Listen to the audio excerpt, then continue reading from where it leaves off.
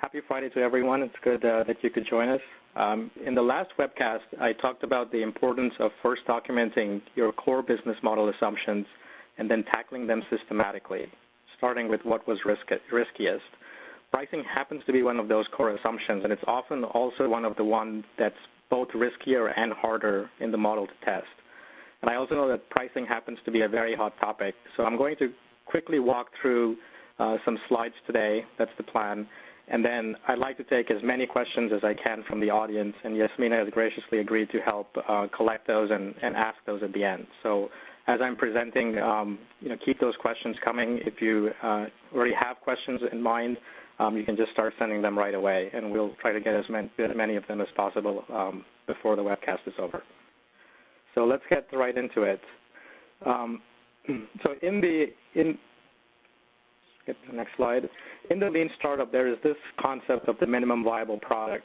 And for those of you that may not know what that is, a very simple definition is that it's the release 1.0 or the minimum feature set that you put out in front of customers for them to start using and getting value out of the product.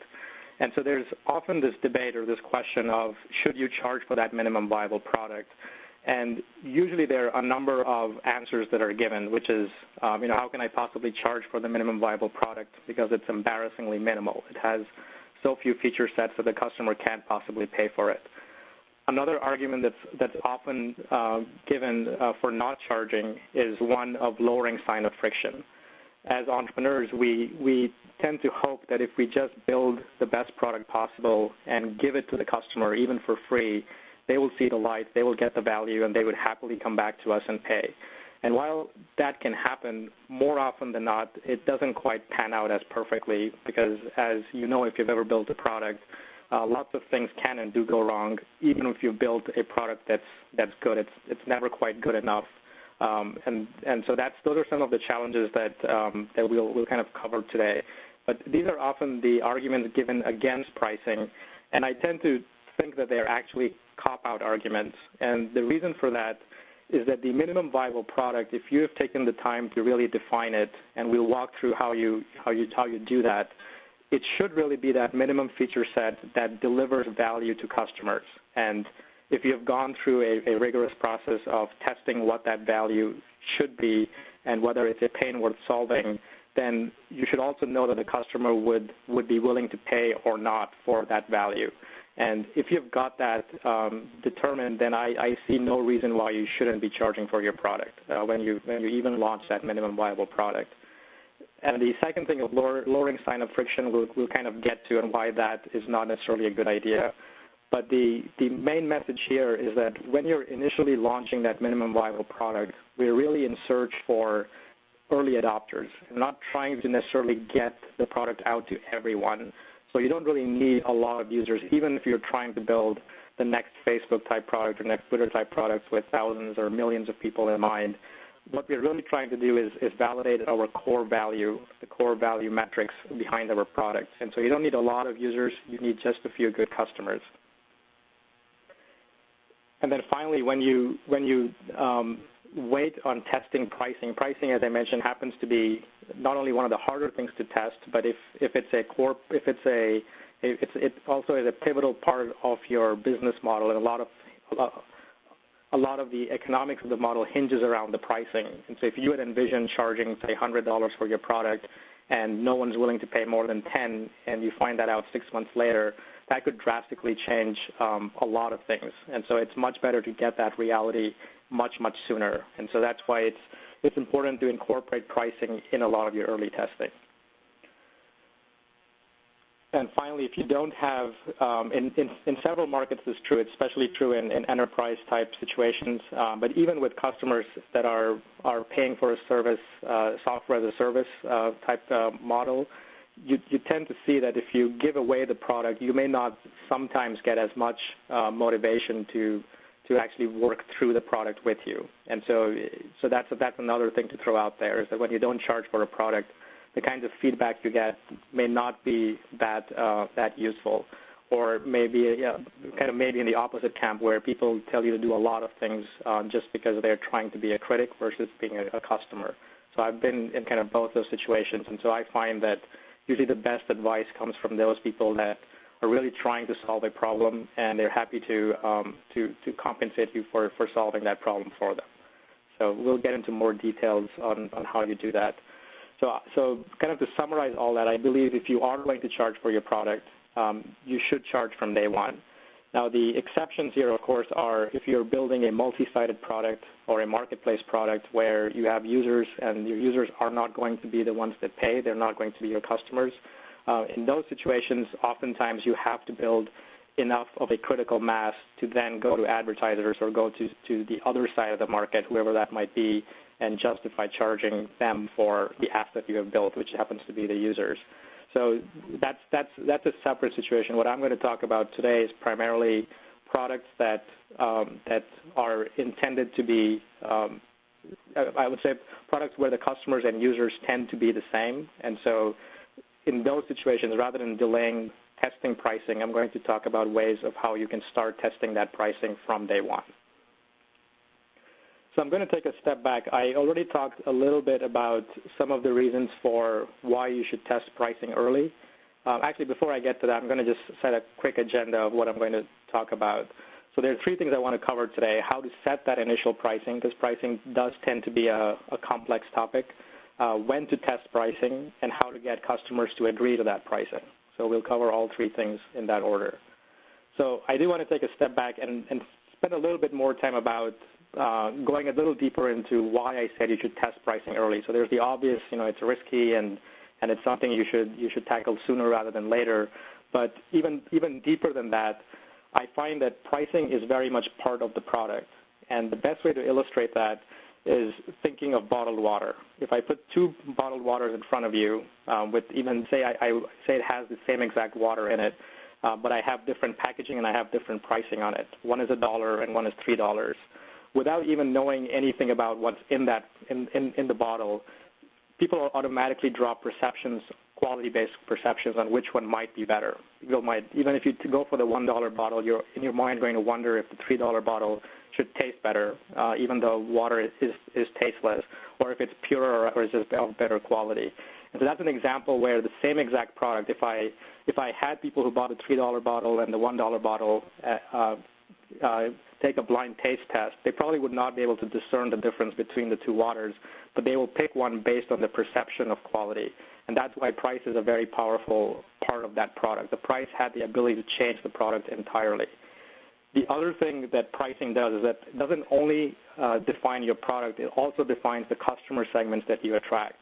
And so in that example, if I was trying to be in the $3 bottle market, which we know is a viable market, so is the $1 bottle market, but if I want to play as a premium bottled water provider, I want to know which customers chose that. And so it helped me, so that experiment helped me qualify who those customers might be. So it really helps even define the customers you're going after. And lastly, getting paid, even though it's not the ultimate form of validation, I'll talk about that towards the end, but it is the first form of validation. If you have built something that's of value and customers are willing to part with their hard-earned cash, that's a very hard transaction for them to go through, both psychologically as well as just in terms of giving you money. They have to pull out their credit card, type all these numbers in. It's just an awkward step in the process. You can make everything in your application be very smooth, but that is the one step where it's usually a hard hurdle to get over. And so if you can get over that step sooner rather than later, it is a good form. It is a good first validation that you can be proud of. So that's the third reason why testing pricing early is important. So let's talk about how you set that initial pricing. So the first thing that I want to highlight here is not asking customers what they'll pay. It's your job to tell them what that price is and then measure their response to it. And so a good example to illustrate this is imagining Steve Jobs when he was about to launch the iPad. If he had gone out and done a survey or even just gone out and interviewed people and asked them what they pay for the iPad, that almost sounds ludicrous. They would never do anything like that. So it really sounds absurd when you hear it in that context, but almost everyone on the call, if you've ever built a product or tried to sell a product, has probably at some point asked a customer for ballpark pricing just to get kind of that estimate of where you might price your product. And the reason that's wrong is that the fair price for the product is usually higher than both what you think and what the customer thinks. It's usually higher than what you think because I tend to think that entrepreneurs are a lot like artists. They tend to undervalue their work. Their work is like a piece of art. They want it to be perfect, so they take too long to make it perfect. That's a whole other conversation. But aside from that, even when they build something, they tend to undervalue it and want to give it away because they want to be liked. They want the product to be liked. And so that's the reason why we can place very good value on it. And so we tend to look at more cost-based value, which is what it cost me to build, and that's usually often the wrong way to look at pricing. The customer, on the other hand, oftentimes does not know how to price things, and if they did even, it's not in their best interest to tell you what that fair price would be because they always want to get a good deal. Even though I might be spending $1,000 for my problem today, I would much rather solve it for less, and so it's not in my best interest to disclose what that price may be. So it's usually not a good approach to try to ask customers what they're willing to pay, but rather throw out a price at them and then measure how they react to it. Now, there are ways for you to figure out what that ballpark pricing is or what that initial pricing is, and that's what I'm going to focus on right now. So in the book, I talk about two sets of exercises you do before you even start building the product. And the first one is the problem interview. And this is a conversation you have with customers around the problem. It has nothing to do with the solution you're building yet. We'll come to that in a second. But the first interview has a well-defined script that I kind of go through in great detail. I'm not going to cover the details of every step in the script, but I'll highlight what you do in this interview and what you're looking to learn from the end of it. So this is a conversation you have with customers about the problems that you are trying to solve for them. And what you really want to get to at the end of these set of interviews, it's not just one interview. You basically need to run enough of these to where you have a very good understanding and almost predictive capability of being able to know what the next response will be, the next interview response will be. When you get to that point, it usually takes about 10 to 20 interviews, or I would say 10 to 30 interviews to get to that level of comfort. That's when you've finished that stage. But at the end of it, you should be able to articulate what that must-have problem is in the customer's mind that they want solved. That's one of the core things. That's where the value proposition comes out from. The second thing is you need to be able to define who that early adopter is. We all want to build products like Facebook, which are targeted at everyone, but even Facebook started with a very, very specific early adopter, and that was a college student, and not just any college student, but a Harvard college student. And so trying to figure out who that early adopter is, who's the one that has the pain the most, is really what we're trying to do here. And then finally, we want to understand how these early adopters are going about solving this problem today. And so this is almost an indirect way of asking what I was alluding to early on, is what we want to know is not only do customers have this problem, but what are they doing to solve it? And from there pops out all their alternatives or all the competition we have to anchor against. So if they're doing nothing to solve a problem, then we're going to have probably an uphill battle because we have to convince them to solve this problem and pay for it. But if they are doing something, even including throwing people at it, if they're spending thousands of dollars in developer salaries and trying to solve a problem, that's still a way to quantify what they're doing to solve it. But the most obvious examples are if they're using a competitive product, you can go and research what they're paying for it, and those are ways that you figure out what those price anchors are in their mind. So when you come back with your solution, you know what they're going to be using to weigh your product against. So it's very important to get this understanding as well from these interviews. And so let's talk about now when do you do the price testing. So after the problem interview, you've done a number of these, you have a good understanding of the problem space. You now go back and you create this thing called a solution interview. And it's not even building the product yet. If you've got a product built, that's great. But if you don't, what you want to do here instead is build a demo. And so this also has a well-defined script. I'm not going to walk through everything, but I will spend more time talking about the solution interview because that's where the price testing happens. So some of the main elements here is we start off by describing the problem that we're going to be solving. Then we go into a demo phase, which is you could say, the heart of the interview. What we want to do there is say these problems that we determined were must-have problems for you, and what you want to do is get a resonance. You want them to say, yes, that is still a must-have problem for us. We're going to solve it this way. And so you show them some kind of a demo. And the fidelity of that demo is going to be dependent on what customer segment you're going after. So some customer segments can visualize a solution just with a sketch, just with a screenshot, just with a mock-up. Others need videos, and others need more of a working prototype to be able to really understand what you're trying to do. And so there's an art there, there's a balance there of trying to figure out how to structure that demo so it's not more than what you need, and it's just enough so that you can get through this process very quickly. But at the end of the demo, they should be able to see how you solve that must-have problem for them. And after that, that's when you test pricing with them. And so there's a very critical 3 minutes where you test pricing with them, and that's where we're going to kind of go in and blow that up a little bit more. And then after that test of pricing, there's a wrap-up section where you actually do an ask. And so I'm going to walk through those specific steps because that's where there's a lot of that pricing hesitation, pricing psychology, and the call to action at the end of it. So we're going to spend a little bit more time just diving into that next. So if we look at this solution interview script, it really follows a well-defined structure from the marketing world. For those of you that might have a marketing background, you'll recognize this acronym AIDA. It stands for Attention, Interest, Desire, Action. And this is a well-known marketing flow in a pitch or you could say in any kind of a pricing conversation to be able to get customers to move through these steps in their mind. And so I'm going to show you how the solution interview kind of fits into that. I will say that the solution interview is not a pitch, and sometimes a lot of people confuse it as being a pitch. It's still a learning tool. So if you miss any one of these steps, maybe I'll take a step back and explain why it's different. So in a pitch, it's typically an all or nothing thing. What we try to do is go and deliver the best message possible, and if that fails, we then go back and try again with a different customer. What we want to do in this process, though, is we want to kind of deliver this solution interview in this particular order, but if it fails, if we fail to get the attention of the customer, then we probe deeper and try to see if we really understood the must-have problem. So it's a learning tool versus a pitch. So we don't do any of the interest, desire, action. We dive deeper into the attention, why the attention failed.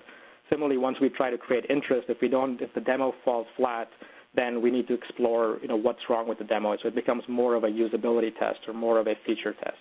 So I wanted to make that distinction up front. And so with that, let's walk into how the solution interview goes through those 4 steps. So the attention step is captured at the point when you're describing the problem. So in the problem interview stage, you went out and identified what that must-have problem was. What you're going to do now is re-articulate the refined must-have problem, because you've probably talked to 20, 30 people. What may have been must-have for you when you started out is not what's must-have when you end the process. So what you want to do here is come up with that best articulation of value, and really the goal here is nailing the problem. You want them to kind of nod their heads. You want them to agree with you on this being a real problem that they're facing today. Once you have their attention, then you move into the interest phase, and that's where the demo comes very handy, because now that you've identified that must-have problem, you begin to show them using your demo exactly how that problem will get solved. And so that should create a lot of interest. They can see features that you're building, the screens that you're doing, or whatever your demo is showing them. They can kind of visualize that solution, and so it creates interest on their part. We then move into the desire phase, and this is usually, so these last 2 phases are where most entrepreneurs tend to not do much. They have a very good, I've seen, and I've been in that camp as well, where initially I would be able to articulate that must-have problem, generate a lot of interest, but then get a very loose commitment where we'll kind of end by saying, we're still building this product, 6 weeks from now, can I call you and show it to you? Will you pay this price for it? And people would say yes. The 6 weeks would come, we'd try to get in touch with them, we'd get no response. We'd try a few more times, we might get a response back. We might even get people to start using the product, but we don't charge them, and we wait too long, and the response is kind of lukewarm, and we don't quite get much out of it. And so the alternative is to really get those commitments up front. So the desire part is very important, And so let's talk about how you create desire for your product. And so here, too, I'm going to use another Steve Jobs example around price anchoring. So in the first step, you went and identified all those existing alternatives. And while it might be obvious to you that the customer is doing these things that are very expensive, sometimes it's not that obvious to them, and you have to use this little Jedi mind trick, you can call it, but it's not really that. It's really just articulating what the alternatives are very clearly for them and then showing how your product is better than those alternatives, both in terms of value and maybe price. I mean, your price might be higher or lower than the alternative depending on whether you're trying to do a premium product or a lower priced product. But the example that I'm going to show you is Steve Jobs when he announced the iPad. So kind of using that same example, building on it. When he announced it, this is a video which you can actually find on YouTube. And this part of the segment, he spent a lot of time doing the stuff we talked about. He got people's attention. Everyone wants to know what Apple's going to launch. He had the interest by showing them the iPad before this point, all the features of it. And this was the pricing. This is when he started talking about pricing. And this segment of the video is, if I believe, about 3 minutes long. And most of the time, 3/4 of the time, you see this price on there at $9.99. And this was not the price of the iPad. This was the price of the alternative that the pundits were saying the iPad was anchoring against, which happened to be netbooks. And so he spent a little bit of time talking about why the iPad, why people think the iPad is going to be an alternative to the netbooks. And once he did that, the next slide was showing that the iPad was not going to be $9.99, but just half that. It was going to be $4.99. And there was a big explosion when that price came out, and the crowd broke out in an uproar. They were all so excited to be paying $500 for a device that people said should cost $1,000.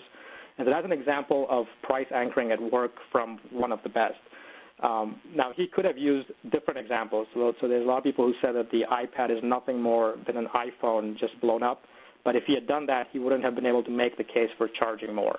So you have to figure out what that right alternative is. And the reason I use this example is that even Steve Jobs uses price anchoring, and many times we fail to look at this simple technique that can make customers really realize what the differences are. And so I've been in a situation myself where I've tried to charge $200 for a product, typically to developers who tend to build this for themselves as a homegrown system. And I'm a developer myself, and I hate paying for anything, and $200 a month just sounds like a lot of money.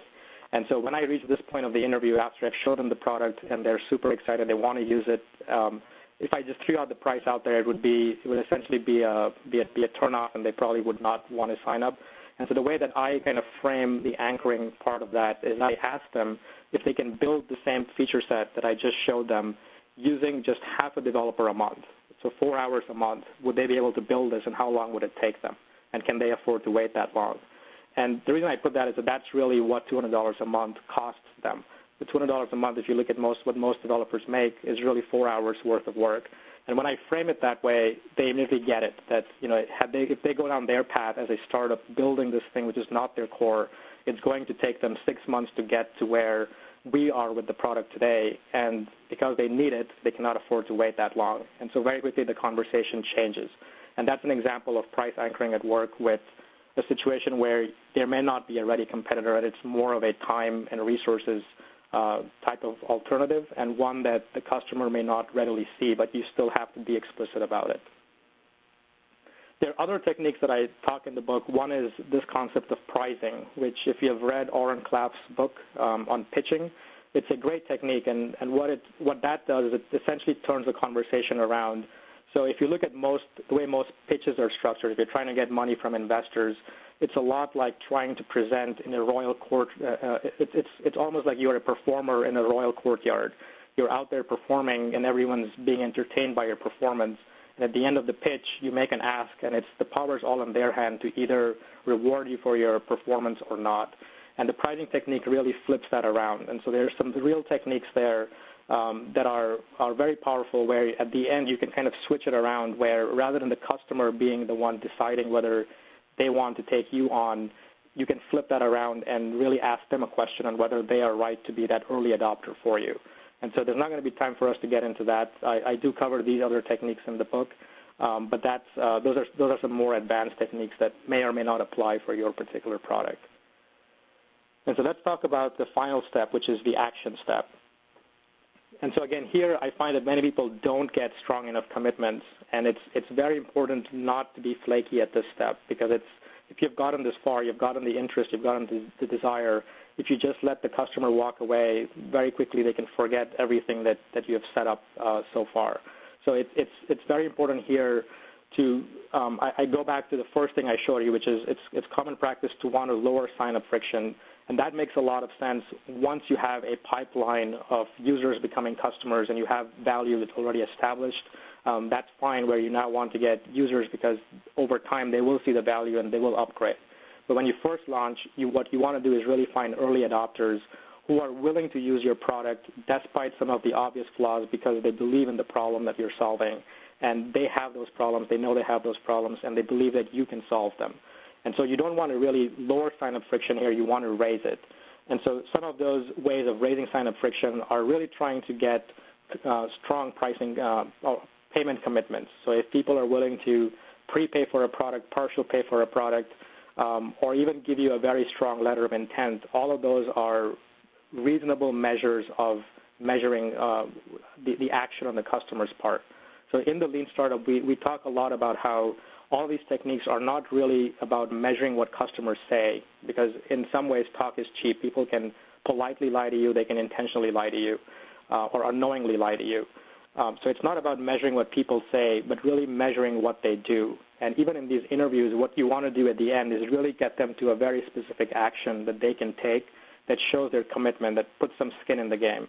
And you can always make it easy for them. So all of this stuff that I've showed you is not really about manipulation, because if you manipulate people into becoming your customers and you don't deliver value, they can very quickly stop becoming your customers. The power is still in their hands. But if you can show them value, then all of this stuff is not really manipulation, but it's really trying to get commitment so that you can maximize the learning around your product.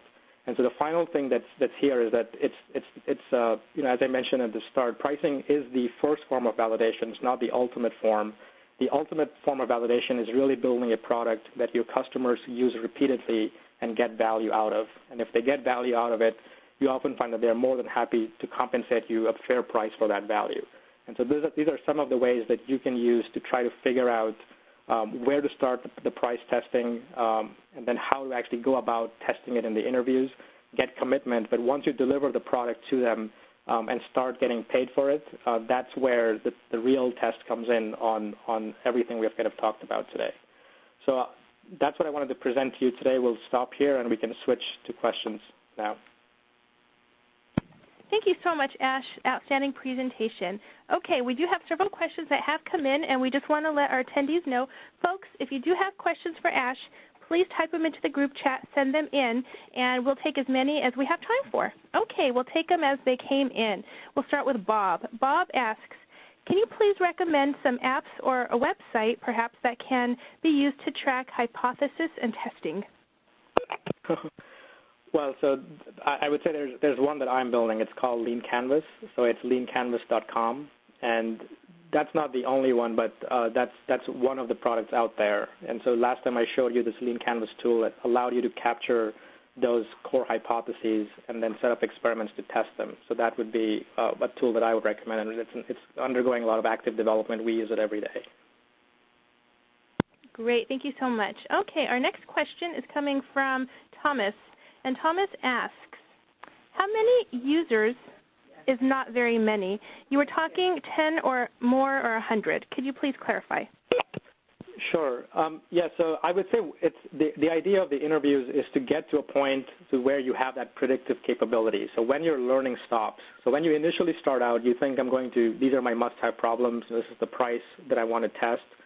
These are the early adopters. And you go out and start talking to customers, and you find out that oftentimes is not the case. And so the whole learning begins, and a lot of your assumptions start getting challenged quite strongly.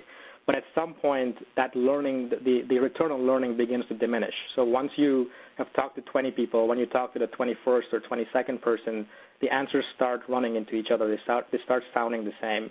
And very soon you get to a point where if you just ask a few qualifying questions, so in my example, if I asked a company whether they were a funded company or an unfunded company, what space they were in, and whether they had revenue and what their revenue or number of customers were, I could very well be able to predict what the answers would be around pricing, what the answers would be around problems, and what the alternatives would be.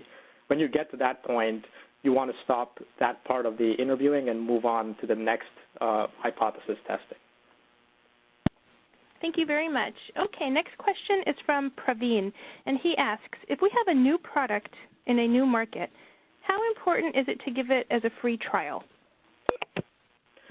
So I would first challenge if you really have a new market situation. Those tend to be rare for startups just simply because they require a lot of education. Not that startups don't build new markets all the time, but they tend to be rare. So even in the iPad example, a lot of people think that this iPad was a revolutionary device. There was really nothing else in the market at the point, and that was one of the reasons why Steve Jobs had to pick a well-known alternative.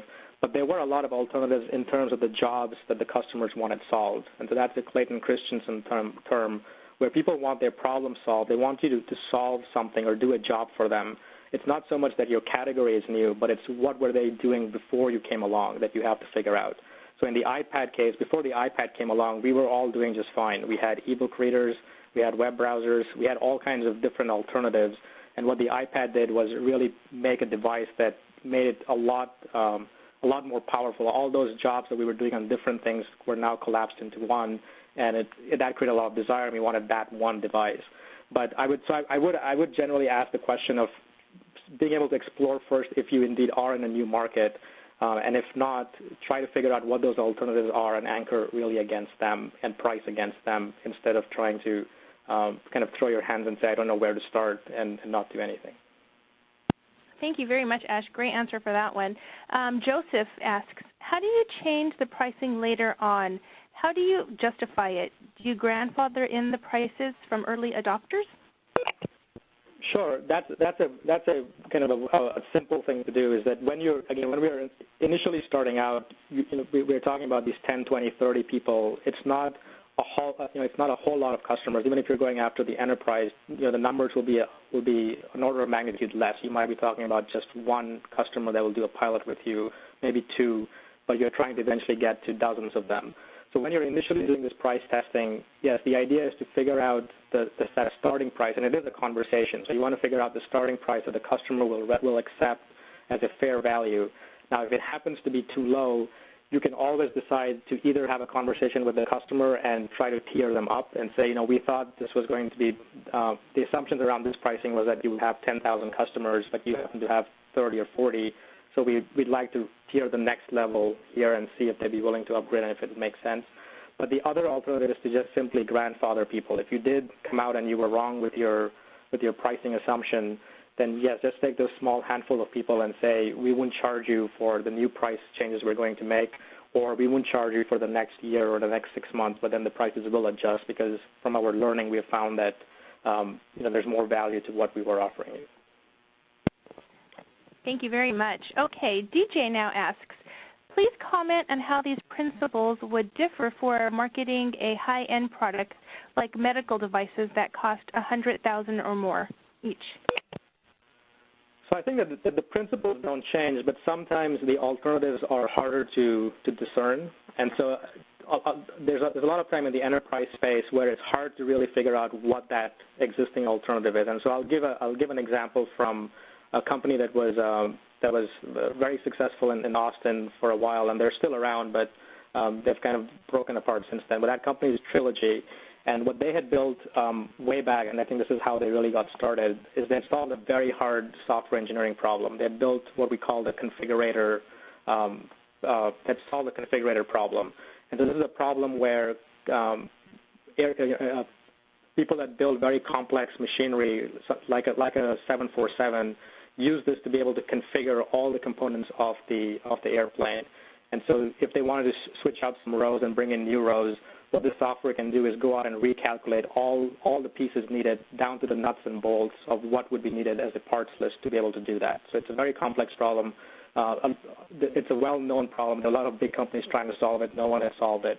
And so in their demos, once they were able to demonstrate that they had solved this, the question came is, what are you going to charge for it? And there was really nothing they could compare against. So they threw out the first number that crossed their mind, and they said $100,000 for a license. And the first customer said, yes, no problem. There was no hesitation. So they knew they had left some money on the table, and they kept doubling that price. It was not until they hit 500 or 500,000 or I think even a million where people began to put resistance back and said, you must be crazy. There's no way we're going to pay that much. We paid this instead, and that's the way that they determine their pricing. So the example that I gave are situations where the alternative may not be something you can readily discern. And so in those cases, unfortunately, sometimes you do have to pick a price. But still in those conversations, you have to lead the pricing conversation and then judge the reaction to it. And if the customer readily accepts, then you may want to try raising the price with the next one. And whether you in this case, they were grandfathering each of these customers because they didn't go back to them and raise the prices for them.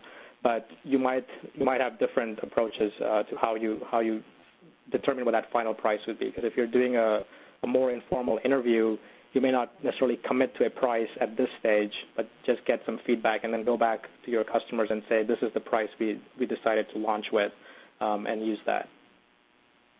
Thank you. Okay, next one is from Harrison. What are your thoughts on using a standard survey technique to ask for pricing options from your customers?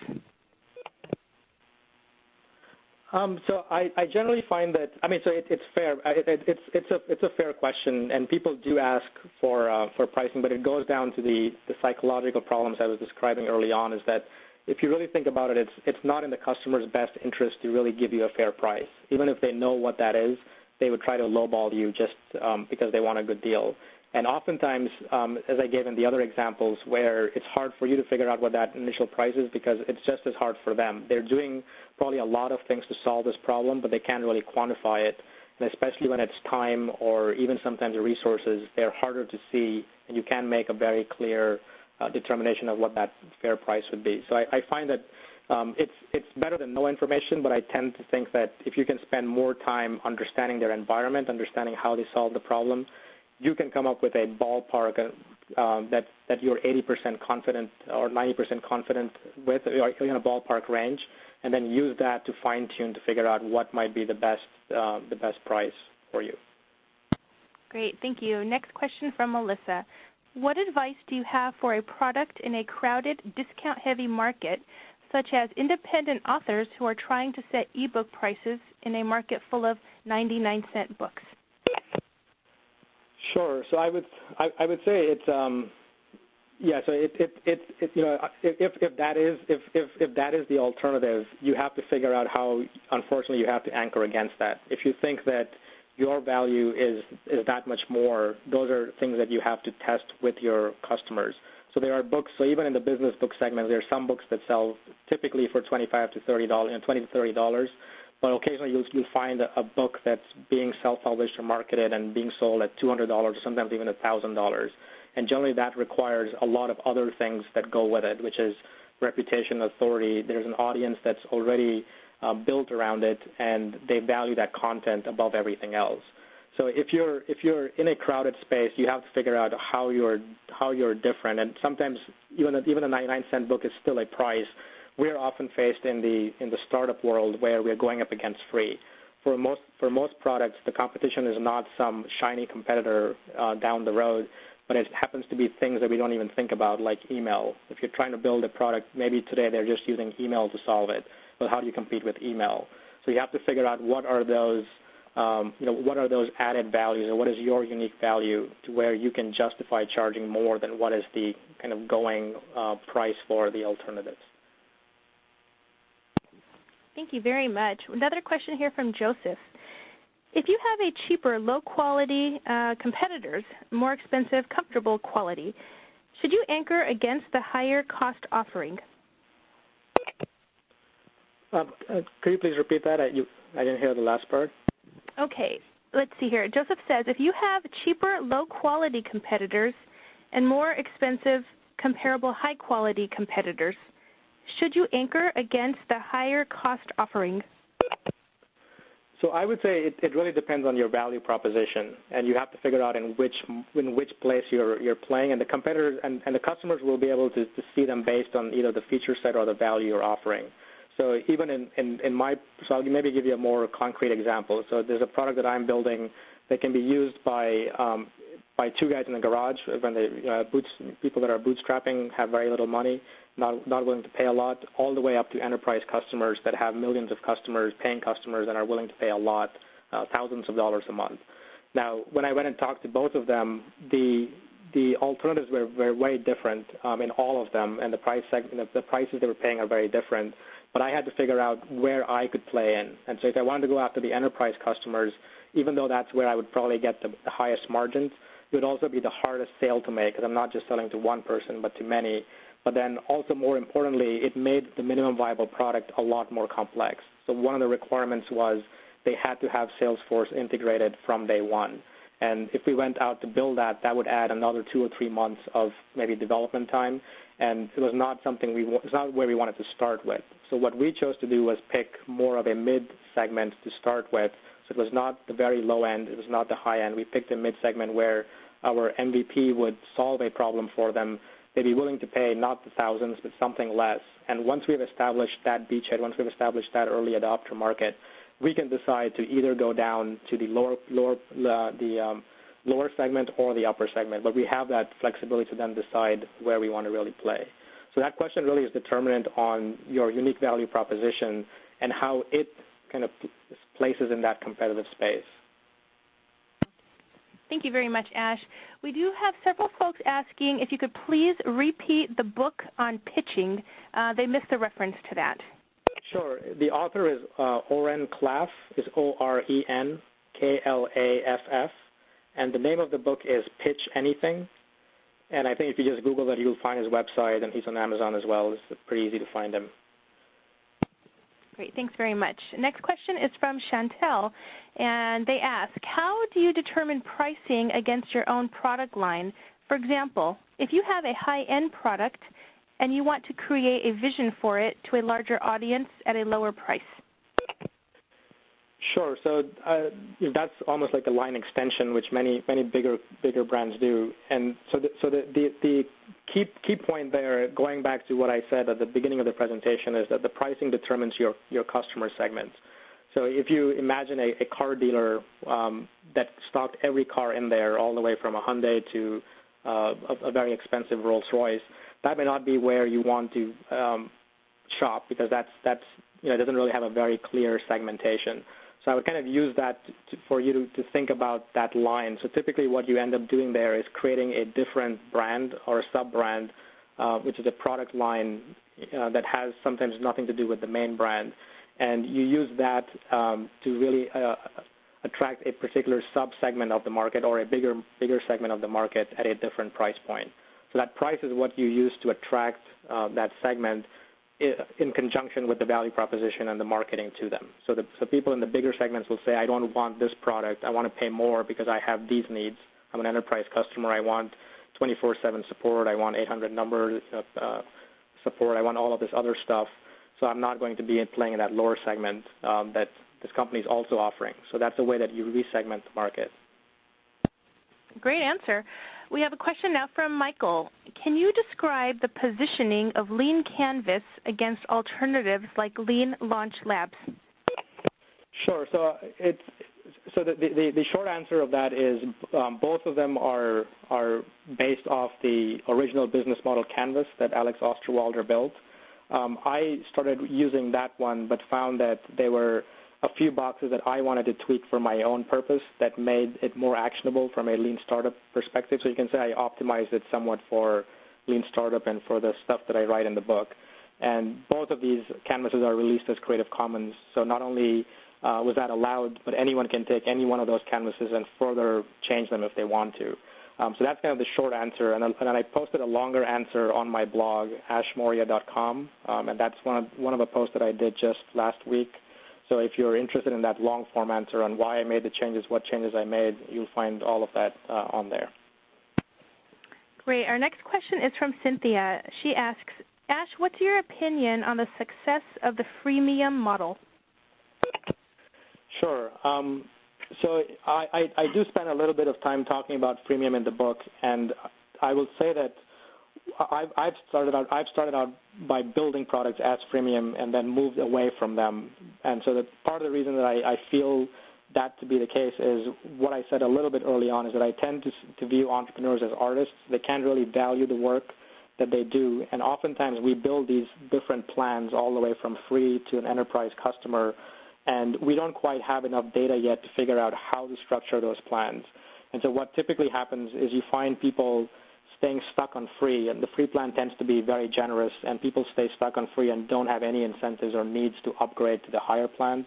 And then you also attract a different type of audience early on who sometimes want to be, who actually want to stick around in free. And so rather than upgrading to a paying plan, they start gaming the system where they'll create multiple accounts or start deleting stuff, or whatever that tier is that you use, they start to game around it. And so for those reasons, I generally recommend. I'm not against freemium, and we're using freemium on one of our products now. But the message is I didn't start there. I always recommend people start with the premium part of freemium first, and actually recognize freemium as a marketing tactic and not really a business model. So there's no business model in free. When you give away your products, there's no business model there. You're not really making any money. So there's no business there. But what it does do is it helps to populate your sales pipeline so that at some point those free users will convert into paying customers. So by starting with the premium part first and even validating that in a small scale, you begin to understand what value people are getting, what they're really paying for, and then you can back out into freemium if that makes sense to you. You can go and offer a free plan or a low-cost plan, and rather than offering them 5 gigs worth of storage, because that's what you originally thought, you realize that the power users really outrun their space within 30 days with just 2 gigs, so maybe I'm just going to make it 2 gigs. So that's the kind of information you need. You only get that from having real customers on there using it, and preferably paying customers that you can study and learn from. Thank you very much. Our next question is from Kripa, and they ask, can your approach be adopted for selling services? I don't see why not. So I've had this question asked a lot of times, and the general answer that I've given there is that if you're offering a service to a customer and your real goal is to help solve their problem, then a lot of these same principles apply, where you really want to understand what is the main problem you're trying to solve and not just sell them a short-sighted service. So somebody might want a security audit of their site, and you might just have a price for that. But that's kind of a one-time customer, and you're not going to build a long-term relationship with them. And I really believe a lot of what we talk about lean is trying to deliver customer value, but really I would say trying to build even that long-term customer value with them. And so if you have that mindset, I would think that you would position yourself more into solving customer problems than really just selling them widgets as services or packing a la carte services to solve what they said they want. So with that in mind, I would kind of challenge you, and that's also using Trilogy as an example. They were very famous in their time of having a service guarantee. So they were consultants, and they would often build products as consultants for companies, but they spent some time up front trying to understand what the success metric of that project would be. So rather than spending 6 months just taking, just getting billable hours, they would try to say, we're going to build an e-commerce site for you and drive so much traffic, and we're going to rest our payment on those results. And so they had I think 100% money back guarantee. And so they'd come up with that success metric, and it was not about billable hours. They were going to charge a premium for delivering a product as consultants, but if that product failed to meet that success metric, they would not get paid, or they only get half. I don't remember what the guarantee was, but they had a guarantee that was performance driven, which is an example of how you can apply some similar techniques and actually offer premium services rather than just offering the usual a la carte short-sighted services. Great, thank you. Another question is coming from Liam, and Liam asks, he's heard good options to use is a 30-day free trial version to get users to enter their credit card for a 30-day subscription, but promise them that you will not charge them for the first 30 days. He's interested if you think it's a good idea. Well, so I would say that that's a common practice that people used to do. I would say that there was a law that was passed, at least in the U.S., or there's not a law, but Congress was doing some investigation where there was a lot of fraud around that option. It's called a negative billing option, where you would take credit cards up front for a 30-day trial, and many of them had an automatic billing clause so that if they forget to cancel, you just start billing them, and that created a lot of problems and customer satisfaction problems. In terms of complaints, and so there's actually a law, and my provider, so we use Braintree for a lot of as our merchant account, and they actually prevent their customers from doing that from practicing that. And I would say that that aside, though, I would say that in those cases it would make sense to not say it's a trial. You might switch it around and say we're actually having you prepay for a month's worth of service, but then give them a money-back guarantee, which might be a 30-day money-back guarantee. And so there's not that negative billing. You're really charging for a service, but if they're unhappy, you're giving them a refund versus falling into that we won't charge you situation. Great. Another question coming from Anand. What is the best approach for converting your private beta free customers into paying customers? That's a very loaded question. I would say it's really about delivering value to them to where they're willing to convert. I wouldn't know how to really start answering that. Thank you. We have another question here coming from Alberto. Alberto asks, could you briefly cover how you would approach pricing as transitioning from a freeware open source product to a for pay version of it? Okay, so there too, I would try to determine, when you're transitioning, what are the, who are.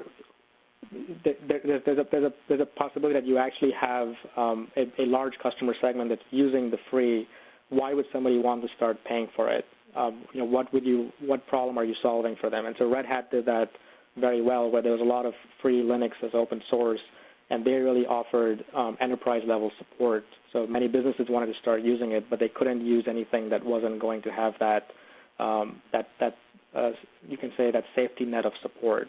And so there may be ways for you to, again, segment your audience right now and figure out why they would pay for your product, and you have to kind of understand what that must-have problem would be in their mind. Great, thank you. Our next question is from Shane, and it's a twist on a couple other questions that have come in. Shane asks, we have two different products. One is budget, the other is premium, and have not yet chosen which one to market first. Do we test pricing on both, or just follow advice of your first webcast and focus on the budget model? It would be worthwhile to test both. So as you will find, and you'll hear me repeat this over and over again, is that the budget and the premium are most likely going to attract different early adopters and different types of customers, different customer segments. What I would do is I would go out and do some interviews, and those are the things that I did in the example I gave you, which was from the bootstrappers all the way to the enterprise customers. I went out and interviewed folks that were representative of all of those segments. And then I drew up a little matrix and kind of looked at ease of reaching them. So which ones are, first of all, which one requires a simpler product to build, because that is in the lean startup time is our most valuable resource. So you want to look at that. What is easier to build? If I have to build a complex product that takes me 6 months, but I can start testing with the budget product earlier, I might choose that over the other one, just so I can start that validation. The other things that come into consideration are path to customers or channels. If you have the premium one going after, say, enterprise customers that are long sales cycles, there's no clear path because you don't know anyone in that space yet. But the other one are places where you can readily reach customers. Again, for the reason of accelerating learning, I would probably choose to start with that one, while I keep, if there is really a lot of margins and a lot of potential in the other one, if you can figure out a few of those risky areas, you can keep testing them on the side, but I wouldn't want to spend too much time exploring that if it's going to kind of derail not building a product and putting it in front of customers for too long. Great answer. All right, Ash, we have another question here from Chris. Chris says, ask Ash, please, to contrast life. how would it be different for those who have not yet read your book and for those who have? Briefly, how will it better position readers to accelerate their path to success? I was trying to understand the question. So really what I outline in the book is hopefully a systematic way of thinking about risks in a startup. So essentially I look at the entrepreneur's job of being one of systematically de-risking their vision or their business model. So we all, when entrepreneurs get hit with an idea, they want to rush into building something with the hopes of, let me just build this perfect product, put it in front of the right customers, and everything else will solve itself. And more often than not, we run out of resources before we get to that point. And so what I do in the book is try to make entrepreneurs not compromise their vision, but figure out how they can identify what's riskiest about it. So it's not just the solution. There are these, if you look at the canvas, there are 8 other risky hypotheses boxes. Kind of look at the big picture and be able to, for yourself, tackle them systematically. And sometimes you need external help. You need advisor help. You need to talk to customers. You need to talk to sometimes even competitors to understand what they're doing in this space. And that gives you more ammunition to be on the path of raising your odds of success versus building something and seeing what happens. Thank you very much. As we approach the top of the hour, Ash, did you want to take another question or two and then we can wrap up? Sure. We can take, yeah, absolutely. Fantastic. We have a question here from Alan. Alan says, in your experience, what works better, a landing page saying the product costs X or that the free plan is available? So I think if you get down to the landing page, it's really a question of what your goals are. So if you really want to lower that sign of friction and just get people to start using your product, then obviously by saying that there's no restrictions, it's free to use, you're going to get more conversions. Whether that will actually translate into better learning and better engagement, that's going to be determinant on where you are in that product life cycle.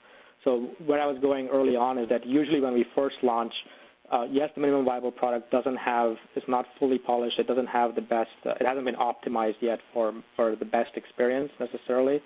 And so in those cases, I tend to not try to convert from a landing page. I tend to do more direct selling, which kind of runs counter to. And the goal here is, even though you're trying to hit thousands of customers, we want to first validate that 10 of them will use and love this product. And if it really is that great of a product, it shouldn't take you a lot of time. And if you can do that just by handpicking people and getting them to go through the full customer life cycle, which is they get acquired, they use your product, they come back, use it, get value, and pay you. If you can repeat that 10 times, then I would figure out, and that would give you a lot of knowledge on how to build that landing page and appeal to the audience that may not know you. Generally, these people are visitors who are just hitting your site. So it'll give you all that ammunition to put up there, but then it will also let you determine whether you want to lower sign of friction because the value has been tested or not. Thank you, Ash. We have another question from Simon. Simon asks, as a startup completely new to people, how do you convince them to give their credit card details, even if via PayPal, for something new and unknown? Well, so it'd be interesting to know where, and I think there are some real cultural differences. I would say that where we are in the U.S., at least in the space that I'm in, software services, people generally are fine with paying with a credit card, simply because we have merchant accounts and a lot of credit card laws where you can dispute charges and get your money back if there was really a case of fraud or ill intent. But I think that's different in different places. So it's not an easy question to answer because I think some of it is determinant on kind of cultural factors and maybe the environment factors of where you might be operating. So I originally grew up in Nigeria, and I know that there you can't use credit cards at all because I have many friends who try to buy my book even, and they couldn't buy it with a credit card.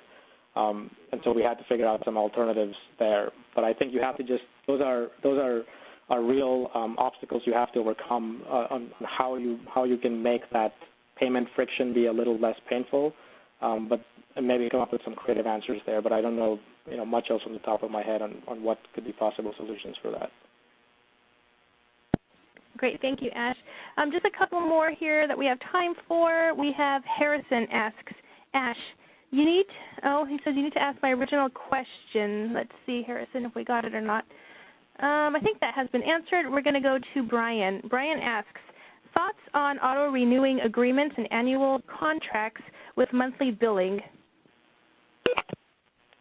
Sure. So I would say, again, all of those are great things to put in. So typically what I think you're alluding to is the fact that you can do a monthly billing cycle, and then you can have an annual billing plan where you give a little discount because you're getting the money up front. So I think all those are fine, although I will say that one of the things that I generally like to do in the early stages, I want to know that customers are really getting value out of my product. That last slide I said is making a big promise and keeping it. So my personal preference is generally to bill monthly, and the idea of that is to give people an easy way out if they were not getting value, rather than feeling like they got locked in because they paid for a whole year and they're not going to use the product after month 2, and you may never know that, and so you kind of rest on this false validation that you've got all these customers paying you, but in fact they're not using your product. So that's the only trap that I see with that. And so generally in the beginning, if you measure the retention of your customers in other ways, that's fine. You can get around that. So I don't have a problem either way. I would just say that you want to just be wary of making sure that you're not getting into that trap of taking prepayments but not having customer satisfaction, because it will eventually catch up to you. Great. Thank you, Ash. And our final question that we have time for comes from Michael. And Michael asks, if I'm understanding the solution interview, it is a one-to-one demo and pitch with the goal of getting someone to commit to becoming a user. Do I have this correct? In a nutshell, yes, it's correct. Now, I try to spend a little bit of time talking about how it wasn't a pitch, but it really is testing all the marketing fundamentals. So the idea behind that is that even if you were trying to sell something eventually on your website, if you can do it face-to-face in a 15 to 20-minute interview, you're going to have a much harder time doing it on a website where people will see it and within 8 seconds make a decision on whether they want to stay and read more or leave and go somewhere else. And so for those reasons, it is kind of like a pitch, and it's a practice ground for testing all kinds of business model assumptions, all the way from problem to the solution, which would be the demo piece, what is you're going to build. And even what you show in that demo might become a teaser video that you put on your landing page, down to what are those specific asks that you'll make and what is the price that you will ask at the end. And what kind of it's also a great learning tool because it's not a one-way conversation. It's not a one-way pitch. Your customers might voice objections, which you can mentally take note of and you address verbally in the case of the interview and then probably on your website later on. So it is almost an offline way of testing out what would eventually go on your marketing website or your sales collateral. That is correct.